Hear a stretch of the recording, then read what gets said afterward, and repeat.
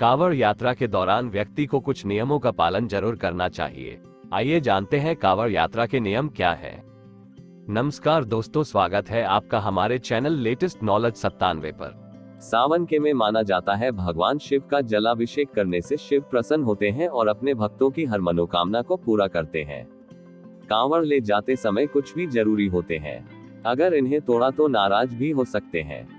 कांवड़ यात्रा के नियम। यात्रा के दौरान व्यक्ति को किसी भी प्रकार का नशा, मदिरा, मांस और तामसिक भोजन नहीं करना चाहिए।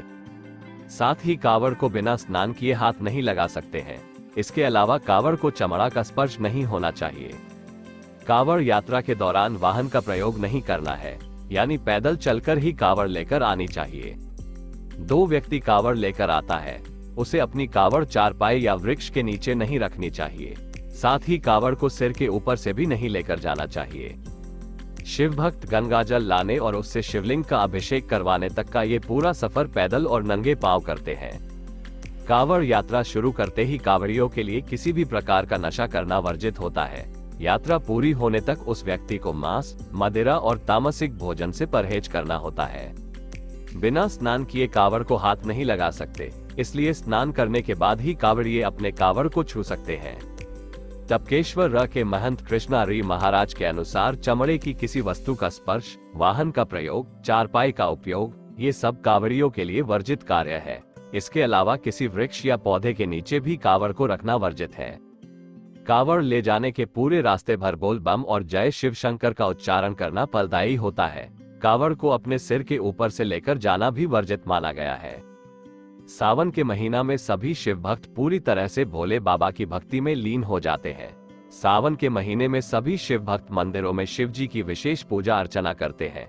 इसके अलावा सावन के महीने में कई लोग कांवड़ भी लेकर आते हैं। कांवड़ यात्रा में कई लोग हरिद्वार, गंगोत्री, गौमुख जैसी पवित्र तीर्थ से गंगा जल लेकर महादेव को अर्पित करते हैं। मान्यता है कि कांवड़ यात्रा करने से व्यक्ति की मनोकामना पूरी होती है। ऐसा कहा जाता है कि यदि किसी दंपत्ति को संतान नहीं हो रही है तो कांवड़ यात्रा करने से उनकी यह इच्छा पूरी हो सकती है। लेकिन इसके कुछ नियम भी हैं, जिनका ख्याल करना बहुत जरूरी है। आइए जानते हैं कांवड़ यात्रा के क्या नियम हैं। कांवड़ यात्रा से मिलता है ये फल। मान्यताओं के अनुसार जो व्यक्ति कांवड़ लेकर आता है उसे अश्वमेध यज्ञ के समान फल मिलता है। साथ ही सभी पापों का अंत भी हो जाता है। इसके अलावा कहा जाता है कि व्यक्ति जीवन मरण के बंधन से मुक्त हो जाता है। मृत्यु के बाद उसे शिवलोक की प्राप्ति होती है।